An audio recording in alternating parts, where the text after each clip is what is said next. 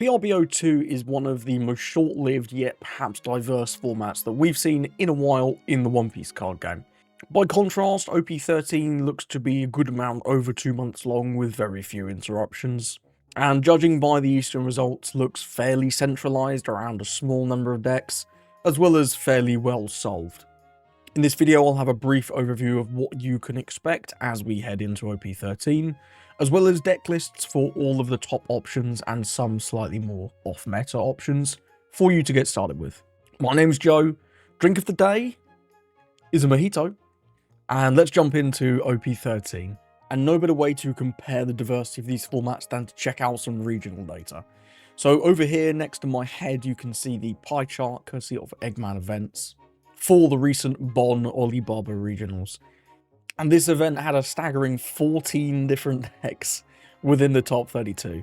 That's kind of unheard of in recent times, even for bigger events. And there was no one deck that was dominating this event. Of course, everyone can pull one event out of their ass and go, look at this, it's incredible. But even if you look at some of the other recent events that we've had, the Los Angeles regional with the top 16 had 8 different decks, and the same with the Play CTG's online regional, with its top 16 also having 8 different leaders, making the top 16. Now to contrast this is the data from the most recent 3v3 over in Japan. And 3v3s do work a little bit differently. They sort of have some of their own meta stipulations, but if you look at the top 16 teams, so this is 48 decks total, every single team had an Emu player. Every single team except one had a red-blue ace player. And 12 of those 16 teams, 3/4, had a green Zoro player. And this sort of gives you a good eye into what the OP13 meta is looking like. Other decks absolutely can succeed, as you see here. There are players playing Blue Purple Luffy, Roger, and Bello Betty that were on these top 16 teams. But this meta is shaping up to be very, very centralised around the top 3 decks of Ace, Emu, and Zoro. And I think we have to start off by talking about Emu personally. Emu was the final leader that was revealed during the OP13 reveal season, and when it hit the scene and the Bandai revealed all of its support, it was clear this was going to be a very, very crazy deck straight out of the gate. The combination of the extra consistency inbuilt on Emu's leader effect, allowing them to draw 2 cards a turn, as well as their insano souped up version of Vinsmoke Judge in the 10 cost 5 Elders. This deck has a ridiculously powerful endgame and is also very, very consistent at getting towards its endgame. Emu kind of has a little bit of everything. It's got a lot of consistency with 3 searchers as staple in the deck, as well as that leader effect to give you extra draws. It's got a great amount of counter events, an exclusive one that acts just as 4K wherever you'd like, as well as a solid hybrid event option in the World's Equilibrium. It's got 2 blockers, one of which will draw you a card when it goes down, and these can be infinitely resummoned when you get to your endgame with the 10 cost. Whilst Emu is not a removal deck, it does have some removal in the form of Marcus Mars, being able to do some nice on-curve removal, as well as deal with pesky blockers towards the end when you are looping this with your 10 cost. It's also got Rush and Power Down for extra aggression if you need that into slower decks. You can be aggressive with Ethan Baron v Nostro, and once you are looping this at the end of the game with your 10 cost, this Power Down can combine from an existing Nostro with the next Nostro that just gets resummoned to give minus 4,000 Power Down, making it easy to battle for board, even against like 9 and 10k power characters. And finally, one of Nemu's 2ks is just insane, buffing your whole board by 2k power. Ridiculous. The combination of these cards really does give Emu just answers for everything. You've got Rush option for your slower matchups. You've got removal for matchups where that matters into more aggressive decks like Rayleigh and Green Zoro. You've got infinite blockers for decks that couldn't deal with those. And then once you do get to that end game, being able to play out 5 7k power units, including 2 blockers, a removal piece, a searcher, a rush unit, for just 4 done, is crazy.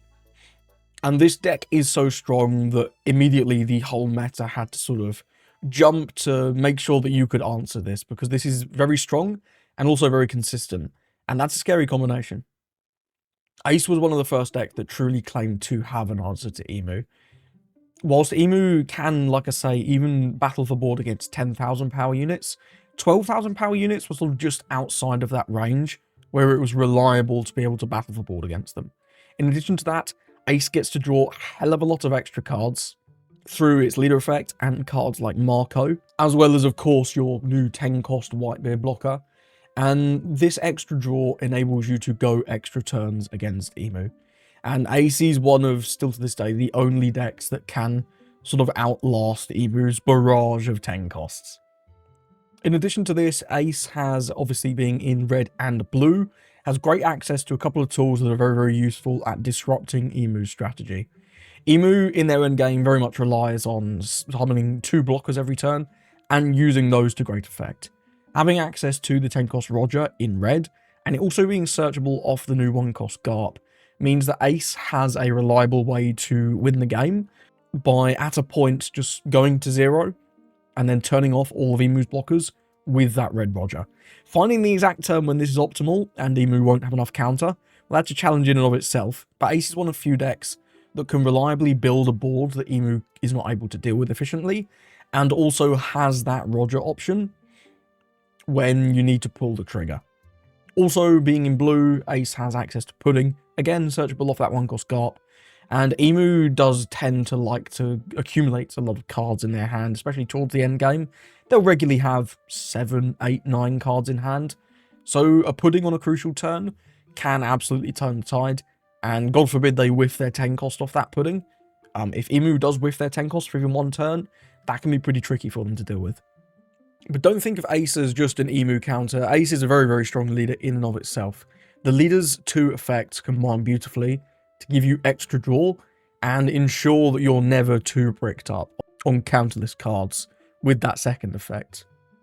And the combination of the extra consistency in the draws, along with the 8 cost I Am Whitebeard event allowing you to play out a 10 cost on 8, give you a really incredible evens curve.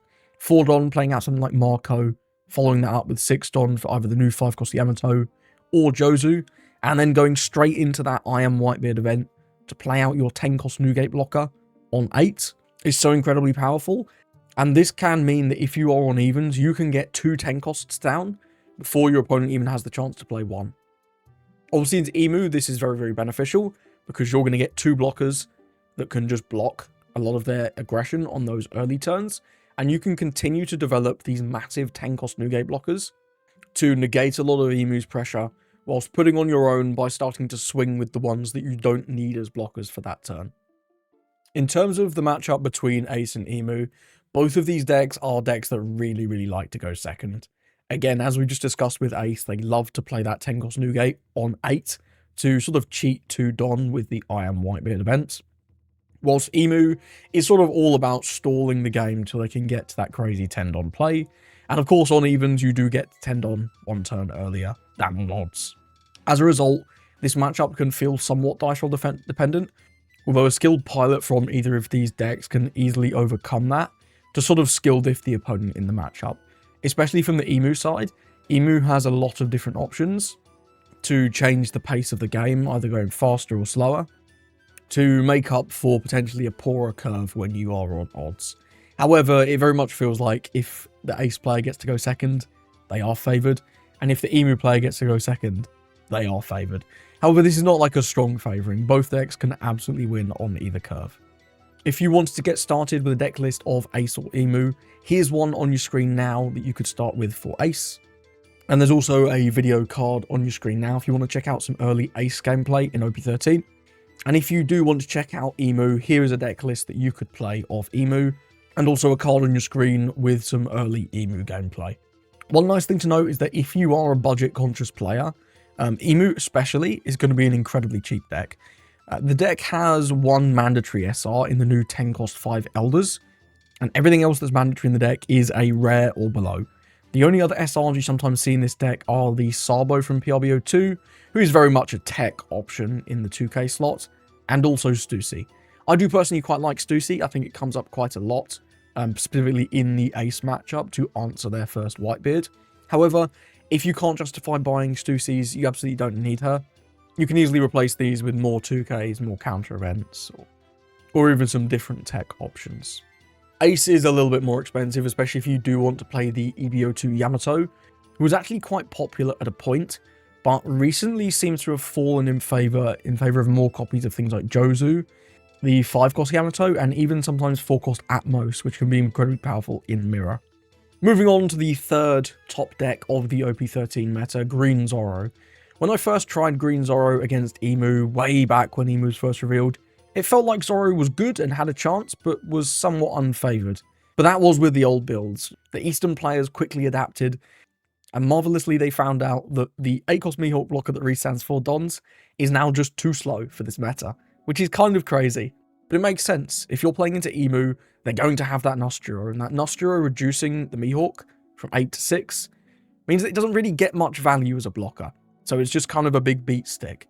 And into Ace, by the time you play that Mihawk blocker, they're already in the phase of the game where they are just slamming Whitebeards. And those Whitebeards obviously just go over the top of your Mihawk blocker, whilst also giving a bunch of rested Dons to help their weaker characters and their leader go over the top of your Mihawk blocker. And as a result, you really don't get much value out of that. In exchange, the Green Zoro players have put in a lot more of the more aggressive new cards from OP13, such as the 4-cost Zoro, who can restand himself to make himself fairly uninteractable, as well as the 6-cost Law that can let you reuse your searchers, play out extra Tashigis, or even just reuse an existing Tashigi to get even more pressure on your opponent's board. The 4-cost Zoro in particular gives the Green Zoro deck an incredible high roll, where as soon as you're 3'd on turn, you can play the Mihawk from ST12 into the 4-cost Zoro from OP13, and still either swing 7 or have 2 remaining Don to play out Searchers or Koshiros to protect your board. And because the Zoro then restands, you don't even have to deal with the negative part of the Mihawk's effect of him coming in tapped. And then that Law that you're going to play out later on perhaps your 6 or 7 Don turn can let you pick up the Mihawk so that character's not wasted on the board either. This high roll combo gives you such ridiculous early game aggression into a deck, especially like Emu, that they can't really deal with that early on, especially if you find the Koshiro to protect your characters. This new, much more aggressive build of Zoro has stabilized its place in the meta as solidly number 3. This deck can absolutely beat both Emu and Ace. Generally, you do see Zoros doing better into Ace than Emu, because Emu does play quite a lot of counter events to get out of Zoro's early aggression, and the matchup into Emu is very much more reliant on seeing those early game plays, like the 4-cost Zoro, that can help you get the early aggression before Emu gets to their crazy endgame. Because once they do start developing 2 more blockers and a bunch of characters per turn, you're really on a short clock as Zoro.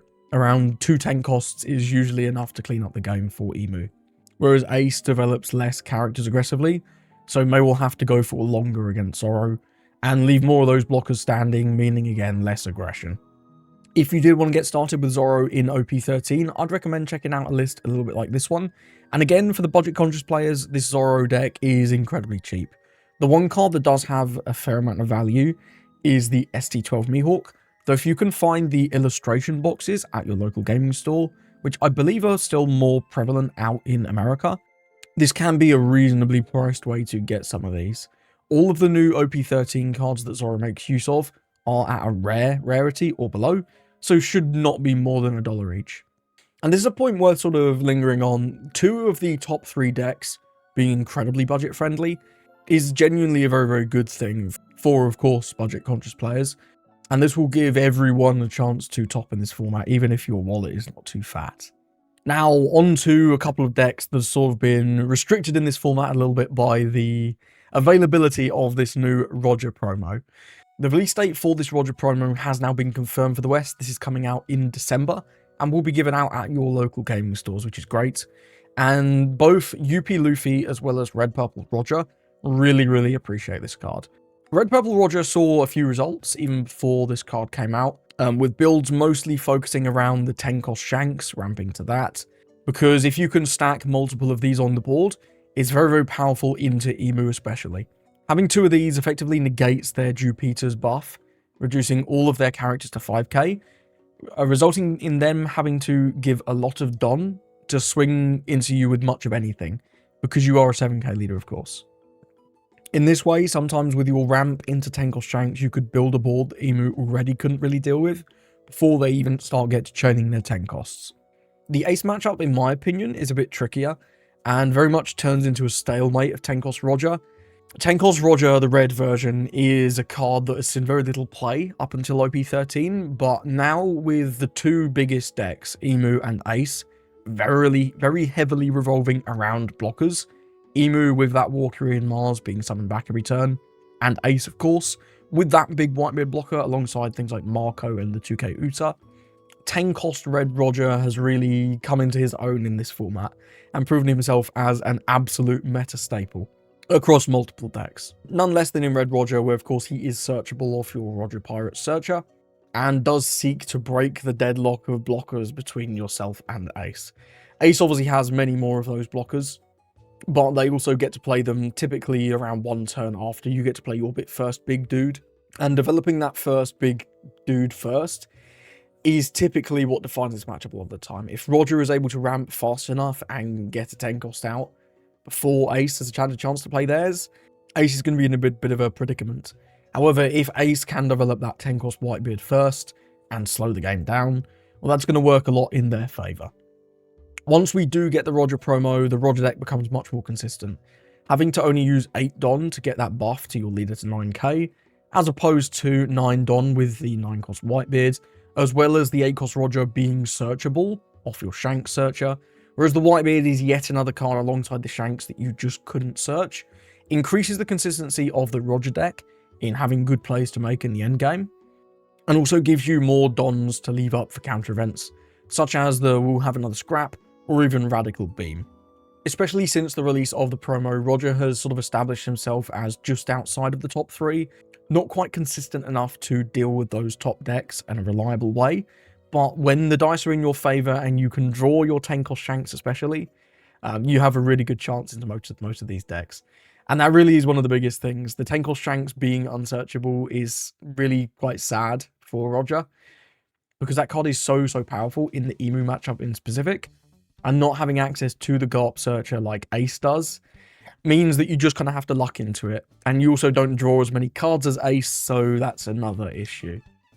Roger definitely has the power, but just doesn't really have the consistency to fully establish himself as one of the top decks. Although again, he is just outside that, still very powerful. If you do want to play Roger in the OP13 format, I'd recommend checking out a deck list a little bit like this one. And if you want to see some gameplay of Roger without the promo, check out a video like this. Once we get the promo, I would strongly recommend replacing all of the copies of Newgate for copies of the promo Roger, and making sure you've got that card maxed at 4 by cutting other cards if needed from your list. Blue Purple Luffy is the other deck that really seeks to take advantage of this new 8-cost Roger promo.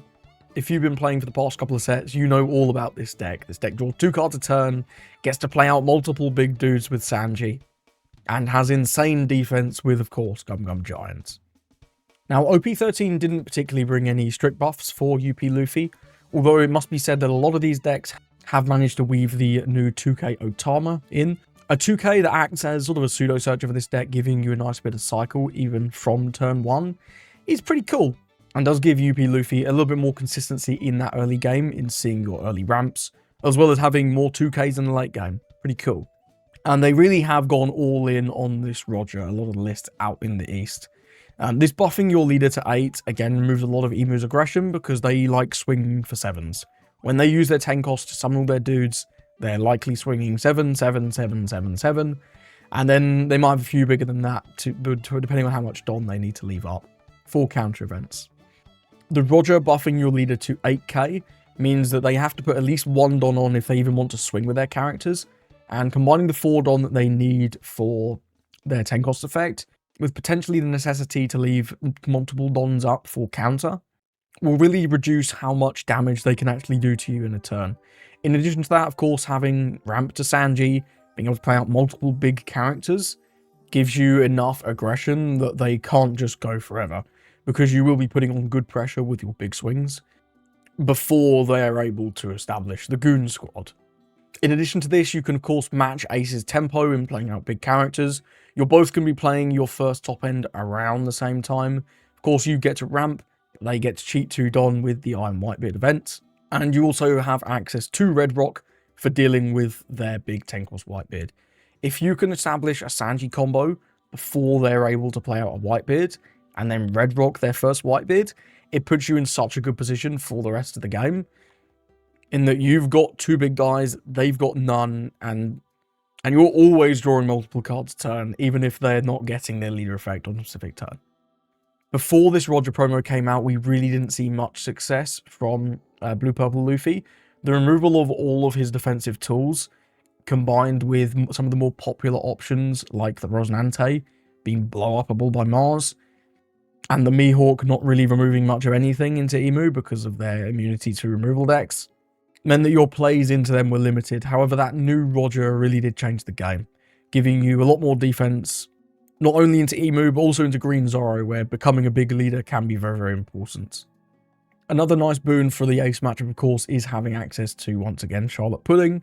No, she's not searchable in a deck like this, however, you do get a good amount of extra knowledge from your leader effect, so your odds of seeing your 1 or 2 off Pudding are fairly high in a deck like this, and Ace especially has a shed load of cards in their hand, so combining cards like Pudding with cards like Red Rock can really just demolish their entire game plan in one fell swoop.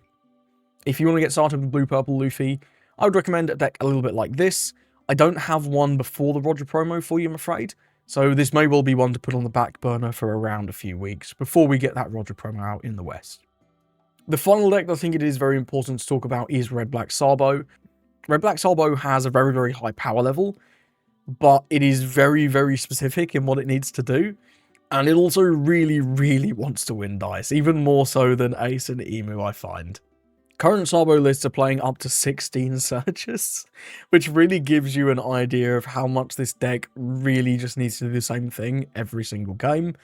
And that same thing is very simple. You're going to play out the 6-cost Sabo on 6, then on 8 you're either going to play the Black Dragon to resummon another 6-cost Sabo, or play the Red Dragon. And then after that you're just going to chain either Dragon, Stussy, or Roger, depending on what the situation calls for. Into Ace, Stussy is very, very good. You can sack off one of your early searchers to deal with one of their Whitebeard blockers, which is great. Into Emu, you need the more aggressive tools in both the Black Dragon to build more board, and the Red Dragon to push for lethal. And of course, Roger is great into both of those.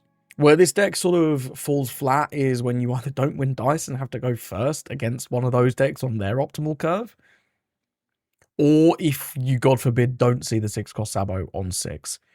Yes, you have approximately 1 trillion searches, so you really should see it, but there will be a proportion of games where you just don't see the 6-cost Sabo, and you really just don't have another good play. Your alternate plays, like Mars and Hack, like, there's certainly plays you can make, but they're not really plays you're going to want to make.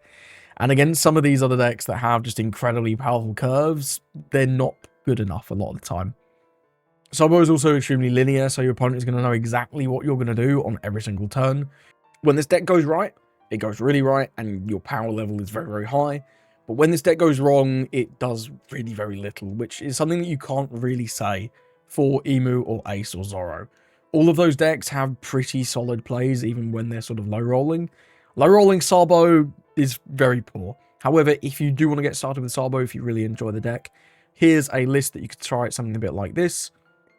And make no mistake, his power is there. It's just when it's not there, it's really not there. Also, personally, I just find the Green Zoro matchup very, very difficult to deal with, because they're able to remove a lot of your board as well as playing life. And Sabo has that 1 extra life, but he doesn't really have any extra draw in a similar way to Emu or Ace do. Finally, there are another host of decks that are still very powerful in this format, but really haven't managed to crack into this top group. Red Rayleigh is potentially the most powerful of this sort of third group of decks, which I sort of think of as the stragglers. He has won a good amount of flagships, but has not been performing that well at the highest level. Being incredibly aggressive definitely has its strong points, but I do find that into Emu, this matchup is generally Emu favoured.